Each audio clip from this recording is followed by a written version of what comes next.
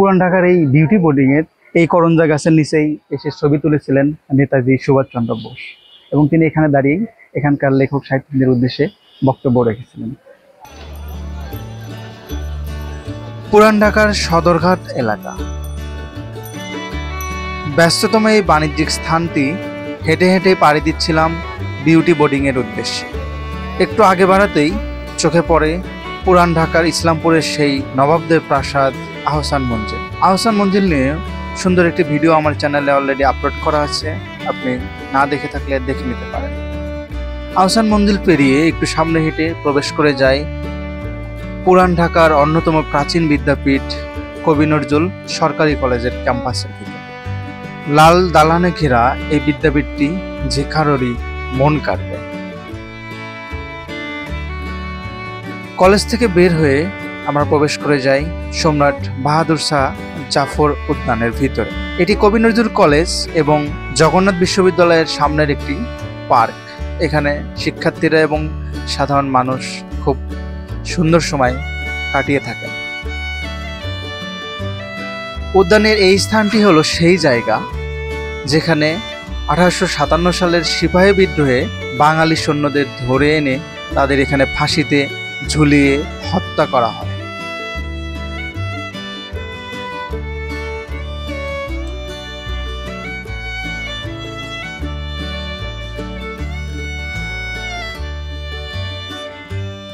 বাহাদুর শাহ তথা Victoria park থেকে বেরিয়ে আমরা গুগল ম্যাপ অনুসরণ করতে করতে এগিয়ে যাই বিউটি বোর্ডিং এর উদ্দেশ্যে। পুরান ঢাকার অলিগলিতে গুগল ম্যাপ বুঝতে সমস্যা হওয়ায় আমরা সামনে একটি পুরাতন ভবন দেখেই ধরে নেই এটাই হয়তো বিউটি বোর্ডিং। তো যেহেতু আমরা ভেবে নিই এটাই বিউটি বোর্ডিং, তাই এর ভিতরে প্রবেশ করার জন্য গেটের সন্ধান করতে থাকি। একটা গেট দিয়ে ভিতরে প্রবেশ করে দেখতে পাই এখানে বিউটি বোর্ডিং এর কোনো ব্যানার ফেস্টুন কিছুই দেওয়া নেই।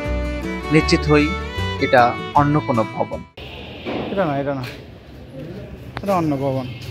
পুরাতন এই ভবন থেকে বেরিয়ে মানুষকে জিজ্ঞেস করতে থাকি যে বিউটি বোর্ডিং কিভাবে যাব। আসসালামু আলাইকুম, বিউটি বোর্ডিংটা কোন দিকে? হ্যাঁ হ্যাঁ, এই সামনে না?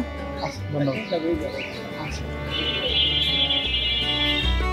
একজন ভদ্রলোককে জিজ্ঞেস করার পর তিনি আমাদেরকে খুব সুন্দরভাবে দেখিয়ে দিলেন বিউটি বোর্ডিং এর দিকে যাওয়ার রাস্তা।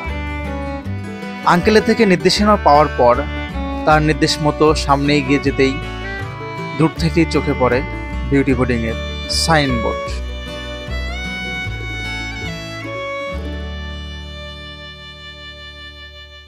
আসসালামু আলাইকুম everyone, welcome to Shiyab Shark. আজকে আমি আছি পুরান ঢাকার সেই ঐতিহ্যবাহী বিউটি বোর্ডিং, যেখানে এই বিউটি বোর্ডিং থেকেই আব্দুল জব্বার লিখেছিলেন বাংলার সর্বপ্রথম চলচ্চিত্র মুখ ও মুখোশ। এছাড়াও এখানেই পদচারণা ছিল আরও অন্যান্য কবি, সাহিত্যিক, লেখক এবং গুণীজনদের। তো এই বিউটি বোর্ডিংটাই আজকে ঘুরে দেখবো আমরা এবং এখানকার খাবারের আইটেম কী কী পাওয়া যাচ্ছে, কী কী থাকছে সেগুলোই দেখতে থাকুন শিয়াব শার্কের পর্দায়। বিউটি বোর্ডিং নিয়ে যতটা শুনেছি এর ভিতরে প্রবেশ করে ততটাই হতভম্ব হয়ে যায়। খুবই ছোট্ট একটি জায়গা, মনে হচ্ছে অযত্নে পড়ে রয়েছে। দু চারটা এলোমেলো ফুলের গাছ ছাড়া আর কিছুই নেই। এখানেই আশেপাশের বিশ্ববিদ্যালয় কলেজের শিক্ষার্থীরা এসে ফটোশুটে ব্যস্ত ছিল। একজনকে দেখতে পাই, তিনি হয়তো হিন্দি ভাষায় রিলস বানাচ্ছিলেন।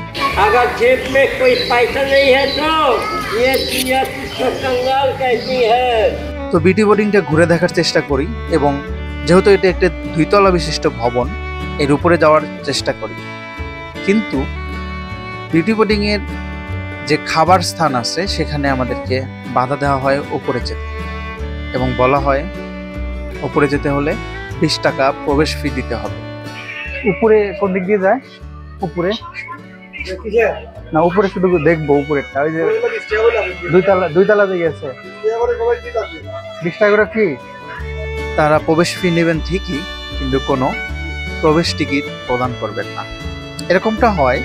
আমরা জানতে চাই যে এখানকার যে পরিচালক বা ম্যানেজারের দায়িত্বে আছেন তার সাথে কথা বলতে চাই। কথা আপনারা অনেক বাইরে অপেক্ষা করেন, আমাদের আসে না এখনো না, বুঝলেন? আপনি বাইরে অপেক্ষা করেন, মালিক আসে নাই, মালিক আসবে, অনুমতি নিয়ে করেন। আমাদের জানানো হয় তার আসতে দেরি হবে, তাই আমরা আর উপরে না গিয়ে নিচেই অংশটাই ঘুরে দেখতে থাকি।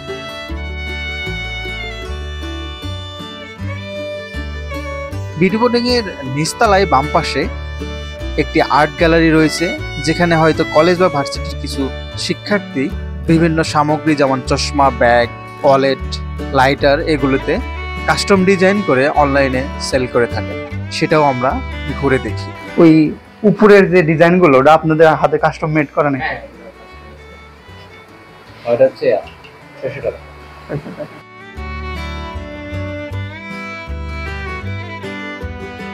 তারপর বিউটি বোর্ডিং এর ডাইনিং এ দেখতে চাই যে কি কি খাবার রান্না হয়েছে।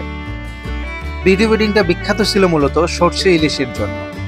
আমরা জানতে চাই আজকে সরষে ইলিশ রান্না হয়েছে কি। ভাই, এখন খাবারে কি কি আছে? আর ভাত কখন পাওয়া যাবে? আইটেমে কি কি আছে? খাসি হবে, মুরগি হবে, মাছ হবে, ইলিশ হবে। এখানকার যেটা আপনার অর্ডার দিতে হয় আগে, নরমালি রান্না হয় না এখন আর? না, নরমাল হয় শুক্র শনিবারে হয় সরষে ইলিশ যেটা না। আমাদেরকে জানানো হয় সরষে ইলিশ খেতে হলে পূর্বে থেকে জানাতে হয়। এছাড়াও শুধুমাত্র শুক্রবার এবং শনিবারেই সরষে ইলিশ রান্না হয়। বিউটি বোর্ডিং নামে বিখ্যাত হওয়ায় এখানকার খাবারের মূল্য ছিল আকাশচুম্বী। ইচ্ছা ছিল বিউটি বোর্ডিং থেকে সরষে ইলিশ খাওয়ার। আজকের দিনটাতে সরষে ইলিশ না পাওয়ায় এবং বিউটি বোর্ডিং এর মালিক সমেশবাবুর আসতে দেরি থাকায় আমরা বিউটি বোর্ডিং থেকে চলে আসি এবং নেক্সট কোনো দিন যোগাযোগ করে এসে সকল খাবার টেস্ট করার উদ্দেশ্যে আসবো বলে বেরিয়ে যাই। বিউটি বোর্ডিং এর এই ভিডিওতে যখন 1000 লাইক পূর্ণ হবে তখন বিউটি বোর্ডিং নিয়ে বিস্তারিত এবং খাবার খেয়ে রুমগুলো কেমন সবগুলো দেখিয়ে বিস্তারিত একটি ভিডিও এই চ্যানেলে আসবে ইনশাআল্লাহ।